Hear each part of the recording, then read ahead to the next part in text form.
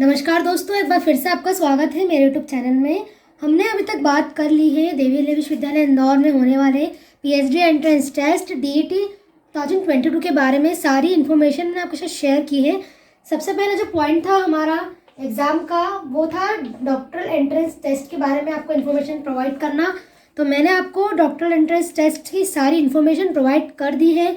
Description में link है, आप प्रोवाइड जो वीडियोस हैं उसको देख सकते हैं, सारी इन्फॉर्मेशन को समझ सकते हैं।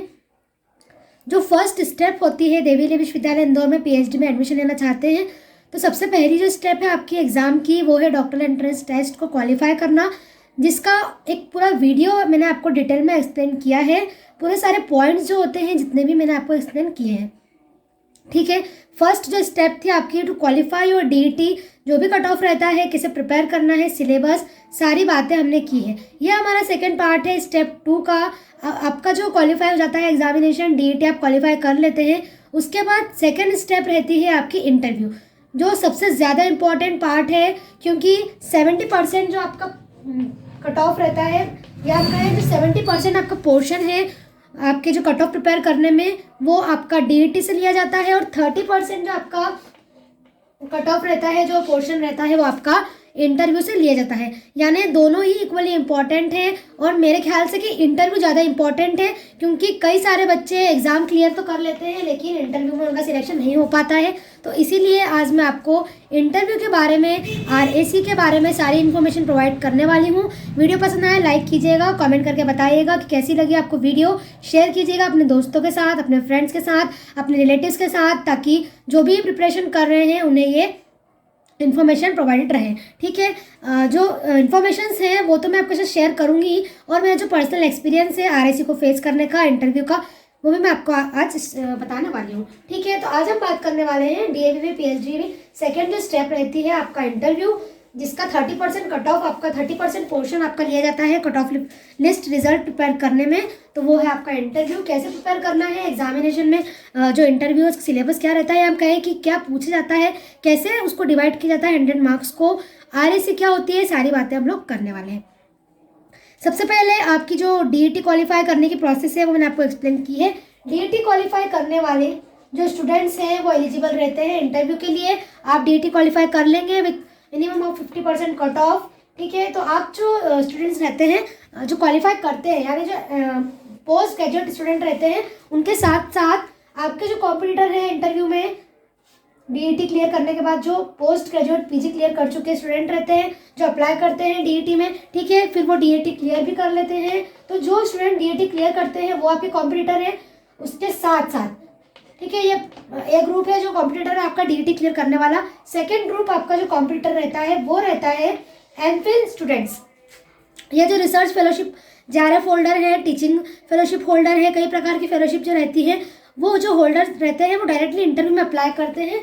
तो आपके जो कॉम्पिटिटर है वो बढ़ गए हैं यहाँ पर, यानी जो ए ग्रुप है जिन्होंने डीईटी क्लियर किया है वो आपके कॉम्पिटिटर है, प्लस आपके जो बी ग्रुप है जो एमफिल या जेआरएफ होल्डर है वो भी आपके यहाँ पर कॉम्पिटिटर रहते हैं, ठीक है। तो ये दोनों चीज़ आपको ध्यान में रखकर प्रिपरेशन करनी है कि सिर्फ जो स्टूडेंट क्वालिफाई कर चुके हैं वो नहीं, दूसरे भी आपके कॉम्पिटिटर इंटरव्यू में आपको मिलेंगे जिनसे आपको कॉम्पिटिट करके आपको इंटरव्यू क्लियर करना होगा, ठीक है। उसके बाद आपको जो रिजल्ट है, आपका जो फाइनल लिस्ट है वो प्रिपेयर की जाती है। कई स्टूडेंट्स ऐसे रहते हैं जो डीईटी क्वालिफाई करने के बाद भी इंटरव्यू क्वालिफाई नहीं कर पाते हैं। मेरी वीडियो देखने के बाद आपको बहुत मदद मिलने वाली है, मुझे ऐसी आशा है कि आपको बहुत सारी मदद मिलने वाली है, बहुत सारे पॉइंट्स आपको पता चलेंगे कि आपको इंटरव्यू कैसे क्लियर करना है और सिलेबस क्या रहता है।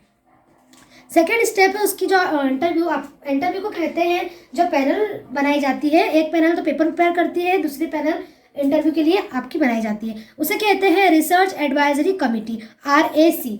आरएसी का जो शेड्यूल है वो प्रिपेयर किया जाता है।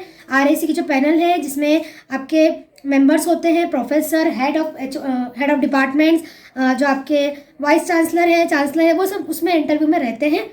डिपेंड करता है कि पैनल में कौन कौन रहने वाला है, ठीक है। पैनल प्रिपेयर की जाती है जिसे कहते हैं आपकी रिसर्च एडवाइजरी कमेटी, जो सभी स्टूडेंट्स का इंटरव्यू लेने वाली होती है। सब्जेक्ट वाइज पैनल बनाई जाती है, सभी सब्जेक्ट के लिए एक सेपरेट पैनल होगी और वही आपका इंटरव्यू कंडक्ट करेंगे, ठीक है, जिसे कहते हैं research advisory committee which will conduct your interview. I hope आपको इतनी बात समझ में आ गई होगी। यहाँ तक की बात जो है मैंने आपको एक्सप्लेन की है। कि रिसर्च एडवाइजरी कमेटी क्या होती है और आपका इंटरव्यू कौन कंडक्ट करते हैं। Next step, what is the cut off to appear in interview. Interview में आपका जो एलिजिबिलिटी क्राइटेरिया है, यानी कौन स्टूडेंट है जो कट ऑफ या फिर जो है अपीयर कर सकते हैं इंटरव्यू में, who can appear in interview.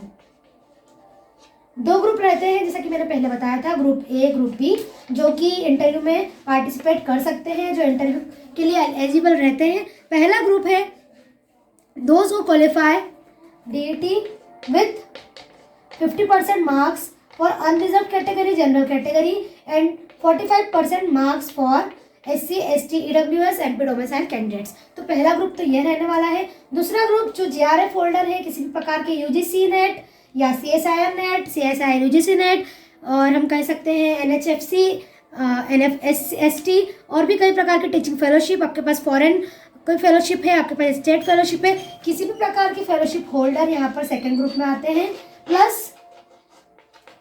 Plus जो एमफिल कैंडिडेट्स हैं, एमफिल कर चुके हैं या एमफिल फाइनल ईयर स्टूडेंट्स हैं जिनका रिजल्ट अवेटेड है या फिर रिजल्ट डिक्लेयर हो चुका है, तो वो भी यहाँ पर अप्लाई कर सकते हैं फॉर इंटरव्यू। लेकिन सभी को फॉर्म फिल करना होता है, मैंने आपको पहले भी बात बताई है कि फॉर्म तो सभी को फिल करना होगा। जो एग्जामिनेशन का फॉर्म है, एप्लीकेशन फॉर्म, वो भले ही आप इंटरव्यू में अपेयर करने वाले हैं, GRF होल्डर है, फेलोशिप होल्डर है, एमफिल कैंडिडेट्स हैं, लेकिन आपको एप्लीकेशन फॉर्म का जो 1000 रुपीज़ चार्ज है और जो एप्लीकेशन फॉर्म है आपको फिल करना होता है। अब दो यहाँ पर कट ऑफ रहते हैं, 50% for general candidates is unreserve category, second is your reserve category. अब जितने भी स्टूडेंट्स यहाँ पर इस मार्क्स को, इस परसेंटेज को क्वालिफाई कर जाते हैं, डीईटी क्वालिफाई कर जाते हैं, they will be eligible to appear in the interview. Whatever subject in you are participating for interview, you can apply with this percentage, with this cut off. Second, GRF holder, fellowship holder भी यहाँ पर apply कर सकते हैं, interview में आप appear कर सकते हैं। ये तो बात हो गई कि कौन यहाँ पर इंटरव्यू में अपियर करने वाला है। ठीक है, ये दूसरा पॉइंट हमने डिस्कस किया है। अब सबसे इम्पोर्टेंट पॉइंट, जब आपने डीईटी क्लियर की, आपका रिजल्ट आ गया, आप क्वालिफाई कर गए, तो आपको जो टाइमिंग है, जो गैप है, gap between your DET and your interview RAC, suppose 1 month gap आपको मिल रहा है between your interview and your result declared, तो उस 1 महीने में आपको क्या तैयारी करनी होगी, ध्यान समझिएगा इस बात को, ये बहुत इंपॉर्टेंट पॉइंट है, आपको कोई नहीं बताने वाला है, मैं आपको एक्सप्लेन कर रही हूँ, तो इस वीडियो को शेयर कीजिएगा ताकि सभी को ये बात समझ में आ जाए, ये पॉइंट समझ में आ जाए। इस गैप में आपको क्या करना होगा। ठीक है, आपका रिजल्ट आ गया, आपने क्वालिफाई कर लिया, now you are eligible for interview. What you have to do within this 1 month, 1 महीने में आपको क्या तैयारी करनी होगी, क्या प्रिपरेशन करनी होगी और कौन कौन से काम आपको यहाँ पर करने होंगे। सबसे पहला जो काम है आपको, जो क्लियरली मेंशन रहता है लेकिन कोई उस बात को एक्सप्लेन नहीं कर पाता है, कि आपको NOC लेना होगा। NOC किससे लेना होगा आपको, मैंने जो लिस्ट आपके साथ शेयर की थी आपने देखी होगी या फिर वेबसाइट पर भी वो लिस्ट अपलोडेड है, list of supervisor and vacant seat, list of supervisor and vacant seat in your respective subject. आपको आपकी सब्जेक्ट की लिस्ट देखनी होगी कि आपके सब्जेक्ट में कौन से डिपार्टमेंट में या कौन से कॉलेज में, एफिलिएटेड कॉलेज में या DAVV यूनिवर्सिटी कैंपस में आपके सब्जेक्ट में कितने सुपरवाइजर हैं और कितनी सीट वैकेंट है, कितने सुपरवाइजर्स हैं और कितनी सीट वैकेंट है। आपको क्या करना होगा, उस लिस्ट को देखना होगा, आपको लिस्ट अपनी निकालनी होगी, उसमें देखना होगा कि कितने सुपरवाइजर वैकेंट हैं, आपको उनके नाम नोट डाउन करने होंगे, नाम नोट डाउन करने के बाद उनके पास कितनी सीट्स हैं वो आपको नोट डाउन करना होगा। मैं आपको आने वाली वीडियो में एक्सप्लेन करूँगी और भी डिटेल में। आपको क्या करना होगा, आपको सुपरवाइजर सिलेक्ट करना होगा। इस जो 1 महीने की आपको एग्जाम्पल के तौर पर मैंने बताया गैप मिली है, तो 15 दिन के, 1 महीने का टाइम मिला हो तो 15 दिन में के अंदर ही, within your 15 days you have to get your NOC sign with the supervisor. आपको एक सुपरवाइजर चूज करना होगा, एक गाइड चूज करना होगा जो आपके रिसर्च के लिए सुपरवाइज करेंगे, आपको गाइड करेंगे। You have to get that NOC। जो NOC का फॉर्मेट है, मैं आपको जैसे ही फॉर्मेट रिलीज होगा वेबसाइट पर मैं आपको एक्सप्लेन कर दूंगी, शेयर कर दूंगी वो NOC का फॉर्मेट कैसे फिल करना है, साइन कैसे करवानी है, वो सारी बातें बात की बात है। अभी ये है कि आपको क्या करना रहेगा, उस टाइम में आपको एक सुपरवाइजर फाइंड करना रहेगा। You have to find a supervisor, आपको वो सुपरवाइजर चूज करना रहेगा। आपको उन्हें ये कॉन्फिडेंस में लेना पड़ेगा कि हाँ हम रिसर्च कर सकते हैं, हम आपके साथ रिसर्च करना चाहते हैं, आपकी ये बातें हैं जो हमें पसंद है और हम आपके साथ कॉप अप करके और हम रिसर्च को कंटिन्यू करना चाहते हैं, पीएचडी कंटिन्यू करना चाहते हैं। आपको सुपरवाइजर सिलेक्ट करना होगा, सुपरवाइजर से साइन करवानी होगी एनओसी फॉर्मेट पर, ठीक है। सारे जो फॉर्मेट रहता है एनओसी का वो आपको फिलअप करवा कर साइन करवानी रहेगी। तो आपको ये 15 दिनों में वो एनओसी किसी भी तरह आपको वो एनओसी हासिल करना रहता है, because without the NOC you are not admitted in the interview. Without the NOC you will not मतलब आप इंटरव्यू में अगर आप जा भी रहे हैं लेकिन आपके पास एनओसी नहीं है तो थोड़े चांसेस आपके कम हो जाएंगे कि सिलेक्शन आपका हो या ना हो, क्योंकि जो आपके पास एनओसी रहेगा तो थोड़े चांसेस बढ़ जाते हैं उससे। तो क्या करवाना है आपको, एनओसी सिग्नेचर करवानी है, आपको एनओसी का फॉर्मेट फिल करा के आपको सुपरवाइजर ढूंढना है और आपको वो एनओसी पे सारी फॉर्मेट जो है फिलअप करवाने हैं। प्रोफार्मा जो रहता है वो मैं एक्सप्लेन कर दूंगी। सुपरवाइजर के साथ अगर आप चाहें तो कोई को सुपरवाइजर भी वहाँ से देख सकते हैं और को सुपरवाइजर भी आप अपने लिए चूज़ कर सकते हैं, या फिर आप चाहे तो सिर्फ सुपरवाइजर के साथ काम करें, या फिर आप सुपरवाइजर के अंडर आप गाइडेंस में काम करें, या फिर आप को सुपरवाइजर भी देख सकते हैं। यानी 2 आपके पास ऑप्शन रहते हैं, ओनली सुपरवाइजर और बोथ सुपरवाइजर प्लस को सुपरवाइजर। तो उस केस में आपको एनओसी सुपरवाइजर और को सुपरवाइजर दोनों से ही आपको सिग्नेचर करवानी होगी। नाउ ये जो लिस्ट है अपलोडेड बाय डीएवीबी, जिसमें कुछ ऑटोनोमस कॉलेजेस हैं, एफिलेटेड कॉलेजेस हैं, जिसमें आपको फाइंड आउट करना होगा आपके सब्जेक्ट में कितने सुपरवाइजर अवेलेबल हैं और कितनी वैकेंट सीट्स अवेलेबल हैं, ठीक है। तो ये सबसे इंपॉर्टेंट पॉइंट था, मैंने आपको एक्सप्लेन किया है। You have to find your supervisor for your research and you have to get the NOC format fill and you get signature and permission. Permission आपको वहाँ से लेनी होगी, उनसे परमिशन लेनी होगी।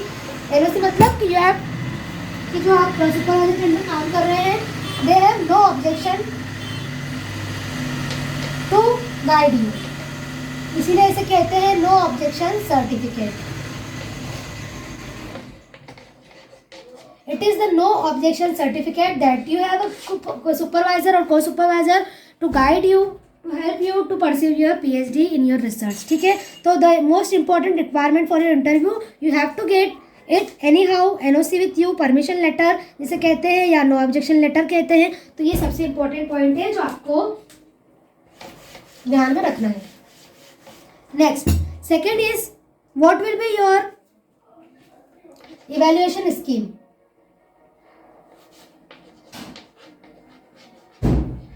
What will be your evaluation scheme, यानी आपको किस आधार पर जज किया जाएगा।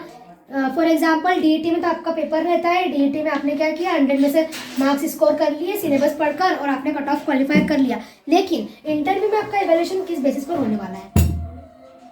इंटरव्यू में आपका जो इवैल्यूएशन है 100 मार्क्स का वो कुछ इस टाइप से डिवाइडेड रहता है। आपका जो इंटरव्यू रहता है आरएसी वो आपका 100 मार्क्स का रहता है, 100 marks for your DET plus 100 marks for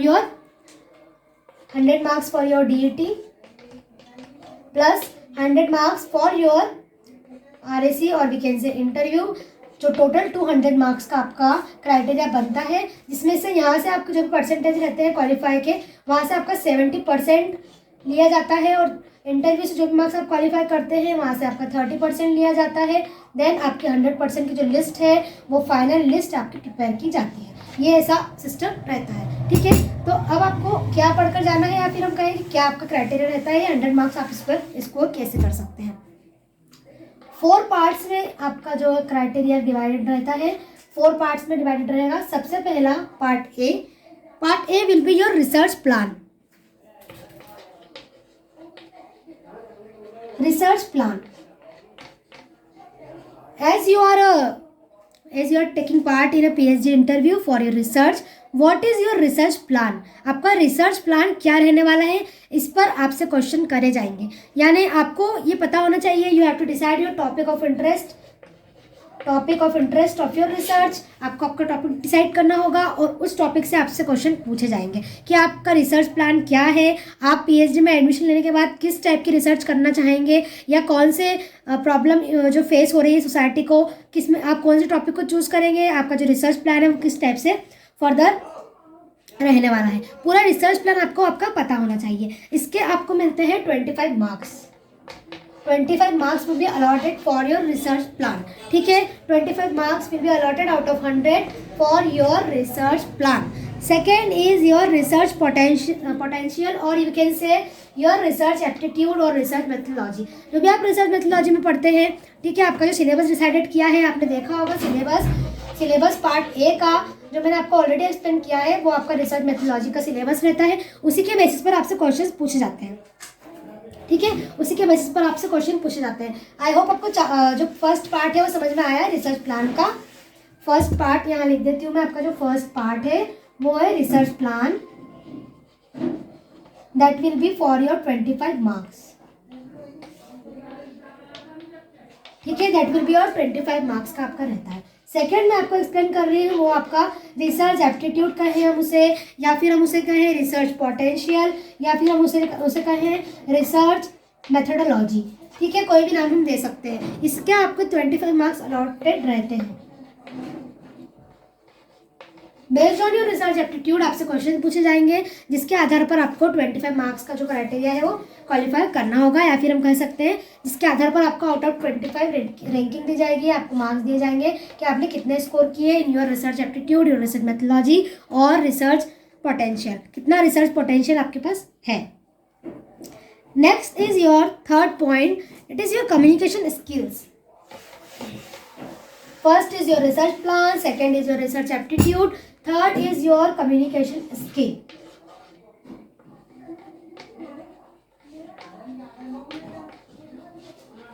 communication की स्किल कैसी है आपकी? Try to speak English, try to learn English, क्योंकि आपका जो पीएचडी का वर्क है पूरा इंग्लिश में ही चलने वाला रहता है। जो मतलब सब्जेक्ट भाषा के जो विषय है उनको छोड़कर, सब्जेक्ट के जो लैंग्वेज के जो सब्जेक्ट्स हैं उनको छोड़कर अगर हम बात करें तो सारी चीज़ें आपकी कम्युनिकेशन स्किल में अगर हम बात करें तो आपको इंग्लिश आपकी अच्छी होनी चाहिए।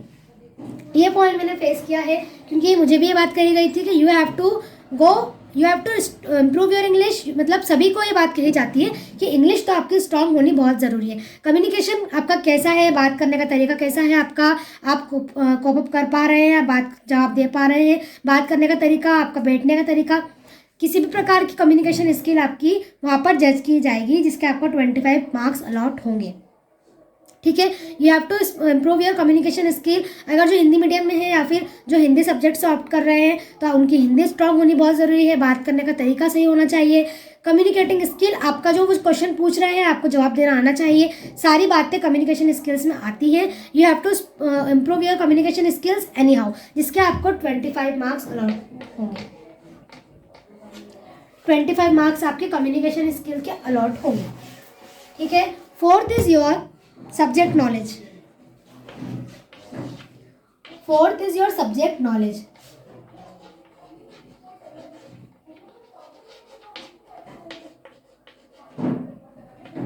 सब्जेक्ट नॉलेज की अगर हम बात करें तो सब्जेक्ट नॉलेज में आपको क्या करना होगा?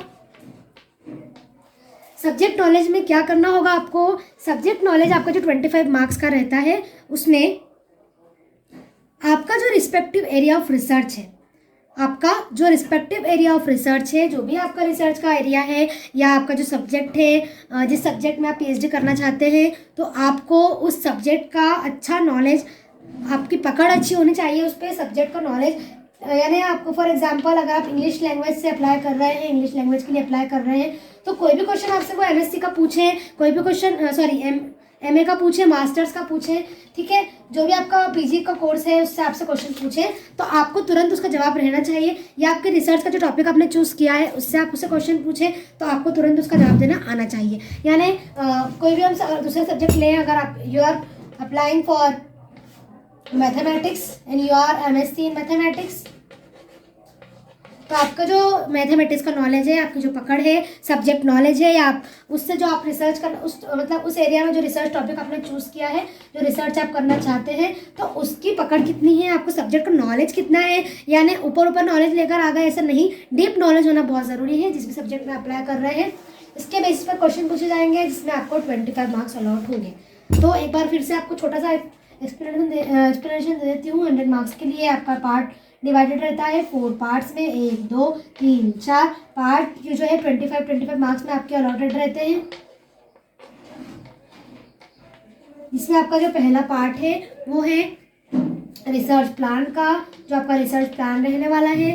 सेकेंड जो आपका पॉइंट है जिसमें आपको 25 मार्क्स अलॉट होने वाले हैं वो रिसर्च एप्टीट्यूड या रिसर्च पोटेंशियल या फिर हम कहें रिसर्च मेथोलॉजी, जो भी आप उसको माने। पढ़ना तो आपको सारा जो आपने रिसर्च मेथोलॉजी में पढ़ा था वही सब आपको पढ़ना रहेगा। Third your communication skill and fourth is your subject knowledge in the respective subject.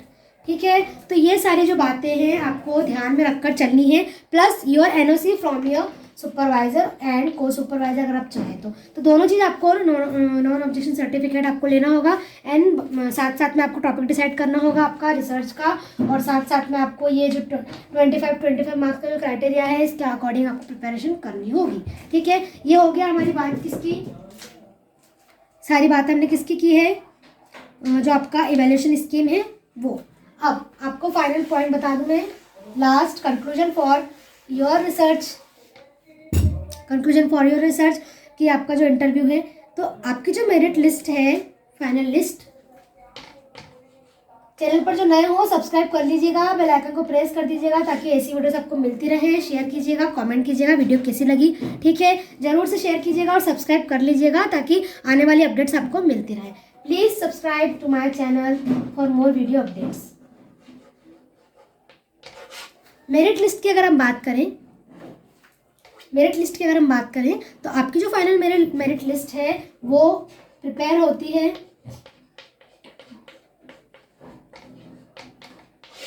DET plus RIC, जिसमें जो क्वालिफाई हुए हैं स्टूडेंट डीईटी में वो भी आपके कॉम्पिटिटर रहते हैं पार्ट ए, प्लस जो एमफिल जेआरएफ होल्डर है, कंक्लूजन बता रही हूँ मैं आपको, एक बार ध्यान में रखिएगा, ये भी आपके कॉम्पिटिटर रहते हैं। अगर आपकी 100 सीट्स हैं और डीईटी क्वालिफाई करने वालों की संख्या मान लीजिए कि 80 है, ठीक है, और जो जेआरएफ होल्डर्स की जो संख्या है वो सपोज 50 है, तो आपके कॉम्पिटिटर कितने हो गए आउट ऑफ 100? 130। अब 130 आपके कॉम्पिटिटर हो गए हैं और आपको जो सीट्स अलॉटेड है वो है 100। Now you have to compete and you have to clear your interview. अब आउट ऑफ जो 100 है 130 हो गए, मतलब 30 बढ़ गए हैं, तो आप उसमें से 30 हटाना पड़ेंगे और 100 सीट्स के लिए 100 स्टूडेंट्स को सिलेक्ट करना होगा। तो इस टाइप से आपकी जो है कंपटीशन आपका रहता है इंटरव्यू में और इस टाइप से आपकी लिस्ट तैयार होती है। ठीक है, इसलिए इस भ्रम में मत रहिएगा कि हमने डीईटी क्लियर कर ली तो हमारा सिलेक्शन होना तय हो गया है। ठीक है, इस भ्रम में मत रहिएगा, क्योंकि कई बार जो सिलेक्शन प्रोसीजर है या फिर हम कहें जो डीईटी क्लियर कर लेते हैं उसके बाद आरएसी में उनका सिलेक्शन नहीं हो पाता है। तो यही कारण है कि सीट्स की संख्या और आपकी प्रेजेंटेशन जो रहता है आपका, वो आपके जो इंटरव्यू पैनल को आंसर करने का तरीका है, आप सही से सेटिस्फाई कर पाते हैं। तो वो सब चीज़ें आपको इस 100 आउट ऑफ जो 130 है जो उसमें से आपको सीट दिलाने का काम करेगी। जो 30 बाहर होंगे वो आपको नहीं बनना है, आपको बनना है आउट ऑफ 100 में जो सिलेक्शन होता है आपको वहाँ पर। ये जो मेरी वीडियो है उसको पूरा समझ लीजिएगा ध्यान से और आपको इससे बहुत मदद मिलने वाली है। ठीक है, get your NOC and get your permission letter and get your preparation done. Select your topic of research within the time limit. Reservation की बात करें, जिनको एडमिशन मिलना ही मिलना है वो रिजर्वेशन में आ गए। ठीक है, रिजर्वेशन में जिसको रिजर्वेशन क्राइटेरिया में तो फिर एडमिशन उन्हें मिलना ही रहता है, क्योंकि उनके लिए सीट फिक्स रहती है। तो किसके लिए सीट जो फिक्स रहती है वो उससे आपकी मतलब उस सीट से छेड़छाड़ नहीं की जाएगी उस लिस्ट को प्रिपेयर करने में। सपोज कि SC ST OBC के लिए SC ST EWS OBC जो भी कैटेगरी है, जो भी रिजर्वेशन की कैटेगरी है जो मैंने एक्सप्लेन की है आपको, उसमें 5 सीट अगर रिजर्व है जो एमपी डोमिसाइल, सिर्फ ये मध्य प्रदेश के मूल निवासियों के लिए ही रहती है सीट रिजर्व। तो 5 सीट जो रिजर्व है तो उससे छेड़छाड़ नहीं की जाएगी। अब वापस से एग्जांपल देकर मैं आपको एक्सप्लेन करती हूँ।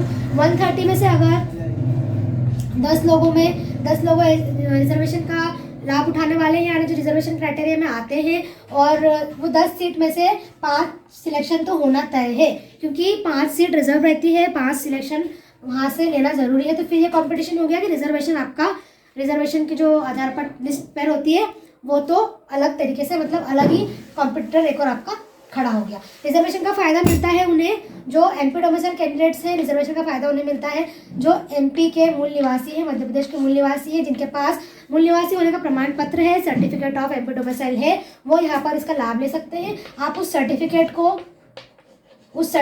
को अटैच कर सकते हैं और आप उसका फ़ायदा ले सकते हैं। अब एक और बात कि आपको इंटरव्यू में क्या लेकर जाना है, कौन कौन से डॉक्यूमेंट्स आपको लेकर जाने हैं।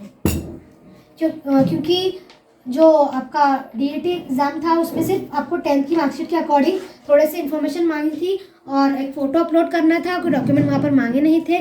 तो इंटरव्यू में आपको सारे डॉक्यूमेंट लेकर जाने हैं, from your 10th class marksheet to your final exam, जिसमें अभी आप एग्ज़ाम रिजल्ट अवेटेड हो या रिजल्ट आ गया हो, जो भी आपकी लास्ट एग्ज़ाम है वो तो जाहिर सी बात है या तो एमफिल होगी या फिर जेआरएफ होल्डर होंगे आप, या फिर आपकी कोई पोस्ट ग्रेजुएशन की डिग्री होगी, ठीक है। या फिर कुछ लोग रहते हैं जो एमएससी के बाद बीएड कर रहे होते हैं या कोई और चीज़ में एनरोल हैं, तो वो सारी बातें आपकी जो है आप 10th से लेकर आपकी फाइनल एग्ज़ाम तक की जो लास्ट एग्ज़ाम है आपकी फाइनल ईयर का है लास्ट एग्ज़ाम, उसकी सारी ओरिजिनल मार्कशीट्स आपको लेकर जानी है। ओरिजिनल मार्कशीट्स आपको सारी लेकर जानी है, ठीक है। 10th से लेकर आपकी सारी मार्कशीट्स आपको लेकर जानी है ओरिजिनल। उसके अलावा अगर आप रिजर्वेशन में आते हैं, SC ST OBC में आते हैं या मध्य प्रदेश के मूल निवासी हैं, तो आपको उसका सर्टिफिकेट लेके जाना होगा, ओरिजिनल सर्टिफिकेट प्लस जो रिजर्वेशन में आ रहे हैं उसका सर्टिफिकेट आपको लेकर जाना होगा, ठीक है। उसके अलावा आपको लेकर जाना होगा AWS कैटेगरी में जो आ रहे हैं उनका प्रमाण पत्र लेकर जाना होगा। उसके अलावा आपको इनकम सर्टिफिकेट, फैमिली इनकम कितनी है आपकी, ताकि जो स्कॉलरशिप या फेलोशिप मिलती है DAVV के थ्रू आप उसमें आ रहे हैं नहीं आ रहे हैं, तो इनकम सर्टिफिकेट आपको लेकर जाना होगा। 10 से लेकर सारी मार्कशीट जो भी सर्टिफिकेट्स है आपके पास वो सब लेकर जाने होंगे आपको, इनकम सर्टिफिकेट लेकर जाना होगा, ओरिजिनल सारी चीज़ें प्लस ओरिजिनल के साथ आपको एक सेट फोटोकॉपी का बनाकर भी जाना होगा। और उसके अलावा जो मैंने बताया है आपको NOC, original NOC with photocopy, 2 या 3 सेट की फोटोकॉपी वहाँ पर लगती है, तो वो फोटोकॉपी आपको वो भी लेकर जानी होगी, ठीक है।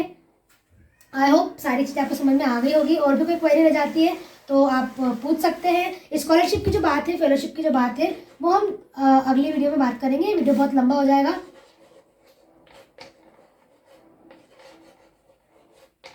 स्कॉलरशिप या फेलोशिप जो DAVV में मिलती है, फाइनेंशियल हेल्प जो मिलती है और फाइनेंशियल एड्स जो मिलते हैं जो DAVV की तरफ से रहते हैं, तो उसके बारे में हम सेपरेट वीडियो में बात करेंगे कि किसको उसका लाभ मिलता है, यानी जो JRF होल्डर नहीं है, जो फेलोशिप होल्डर नहीं है, तो उन्हें कौन सी तरह की सहायता वहाँ से मिलती है DAVV के थ्रू PhD करने में, ठीक है। तो ये एक सेपरेट वीडियो में हम डिस्कस करेंगे। RAC में आपको सारे डॉक्यूमेंट्स लेकर जाने हैं, NOC लेकर जाना है और आपका रिसर्च का जो टॉपिक है वो फाइनल डिसाइड करके आपको लेके जाना है। वीडियो पसंद आए हो लाइक कीजिएगा, शेयर कीजिएगा, कमेंट कीजिएगा। Keep supporting, keep sharing.